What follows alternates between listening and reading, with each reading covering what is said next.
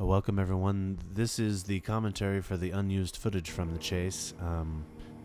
We thought it might be interesting to talk about editing a motion picture. And some of the choices are interesting in terms of what you leave out as opposed to what is left in. There's a lot of shots here that hold up.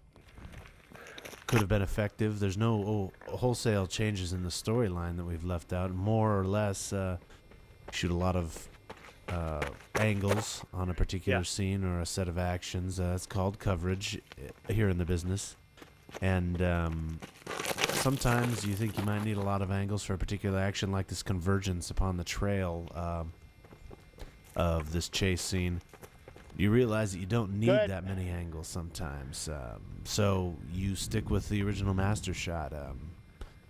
Here we see this big wide shot, and the other thing that you sometimes leave out are screw-ups. Here I believe Matt pulls up short, forgetting that he's supposed to keep running, losing track of where the camera is. Some of the rough footage that didn't quite work, for instance this shot, it worked, except you just don't see enough of Chris in the foreground, so we decided to reshoot that shot. Okay, whatever. This is an example of... well, for instance, the lighting was off. We'd had to do some major correction to the video to get this to work right. Also, we realized Prickett's wearing a hat, and he didn't wear a hat at any other point in the movie, so this was no good. Although it was a pretty shot. Also thought I'd include this. Neither of the boys was willing to go fast, high speed down to this wash, so we showed footage of myself going all the way through into the gully, sustaining many massive injuries. A lot of these shots didn't quite work right because it was hard to sync up the timing of Matt and Chris running through the gully. Either Matt would get too far ahead or Chris would get too far ahead. In that case, we'd have to redo it so that it worked right. This is a good shot, but again, by the time Matt gets into his pose, Chris is already long gone. Most of that due to the director.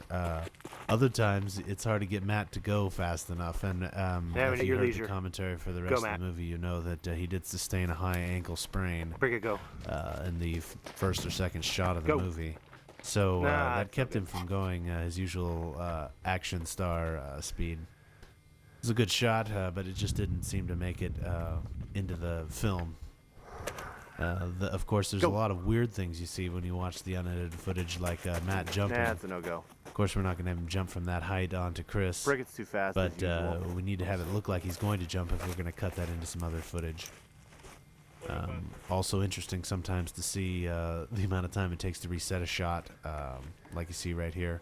Camera have just to go back to the original positions and try it again. When you're filming a lot of heavy-duty action like we are in the chase, there just demands a lot of thought ahead of time in order to get it all planned right.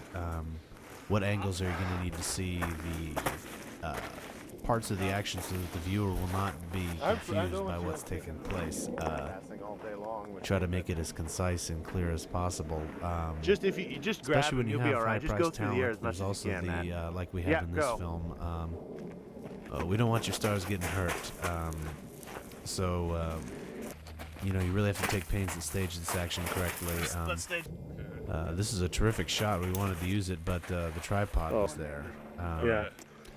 Trying to get Matt to understand when you're working with special effects that aren't present, sometimes hard to get the actors to understand what you're after, and so it takes many takes to really get the kind of reaction to an invisible object that you're looking for that will make sense in terms of the movie.